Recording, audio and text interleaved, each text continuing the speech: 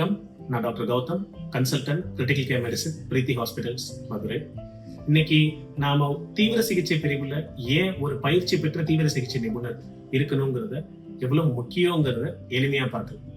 நாம எப்படி ஒரு ஹார்ட் பிரச்சனைக்கு கார்டியாலஜிஸ்ட் தேடி போவோமோ, கிட்னி பிரச்சனைக்கு ஒரு நெஃப்ராலஜிஸ்ட் தேடி போவோமோ, நுரையீரல் பிரச்சனைக்கு பல்மாலஜிஸ்ட் தேடி போவோமோ, அதே மாதிரி ஐசியூல இருக்கிற நம்மளோட உறவுகளை கேர் பண்ணிக்கிறதுக்கு ஒரு இன்டென்சிவிஸ்ட், அதாவது பயிற்சி பெற்ற தீவிர சிகிச்சை நிபுணரை தேடி போயே ஆகும். ஒரு இதய நிபுணர் இதயத்தை கவனிப்பார், நுரையீரல் நிபுணர் நுரையீரலை கவனிப்பார், கிட்னி சிகிச்சை நிபுணர் கிட்னியை கவனிப்பார்.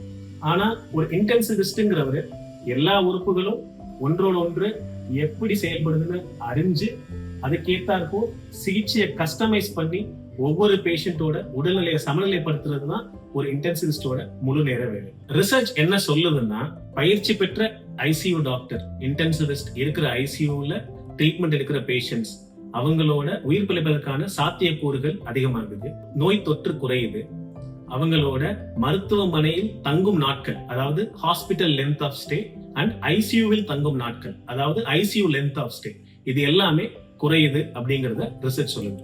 ஐசியூ பத்தின பல புரியாத இன்ட்ரெஸ்டிங்கான தகவல்களை தெரிஞ்சுக்கிறதுக்கு நாம அடுத்தடுத்த வீடியோல சந்திக்கலாம்.